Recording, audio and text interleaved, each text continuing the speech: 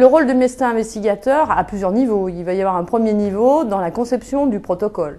Alors, il peut y avoir effectivement des protocoles multicentriques, internationaux, conçus par l'industrie pharmaceutique, où le médecin investigateur n'a qu'à bien comprendre ce qu'on lui demande et appliquer le protocole qui a été conçu à des niveaux stratégiques plus élevés, on va dire.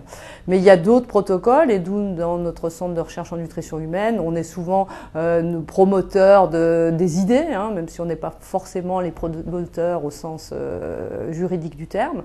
Et donc on part d'une unité de recherche, et le médecin investigateur a à aller de l'idée de recherche à la conception du protocole, et il fait ça en collaboration avec l'ensemble de l'équipe, et notamment avec les infirmières qui vont être très proches des malades pendant toute la période de l'essai pour voir est-ce que ça va être trop dur pour le patient, est-ce qu'il y aura trop de prise de sang, est-ce que les contraintes vont être trop importantes, et tous ces détails pratiques sont extrêmement importants à cadrer avant même de penser à soumettre le projet, notamment au comité d'éthique.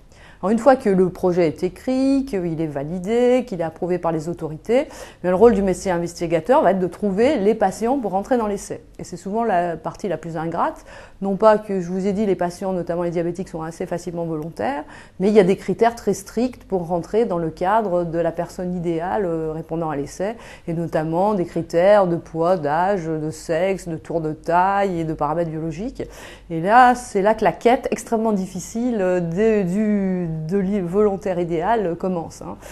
Et très souvent, suivant la difficulté du protocole, pratiquement un présélectionné sur deux ne pourra pas être inclus dans l'essai.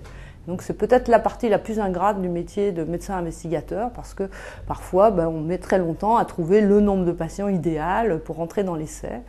Ensuite, le médecin accompagne le déroulement de l'étude tout au long de l'étude.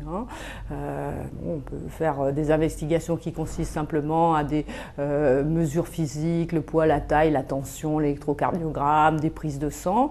Nous, dans notre centre de recherche, on fait des investigations plus complexes pour mesurer la dépense d'énergie, mesurer comment on brûle les glucides, les lipides, comment on est sensible à l'insuline. Donc on a des tests assez complexes, et le médecin est tout au long du déroulement du test en contact avec le patient.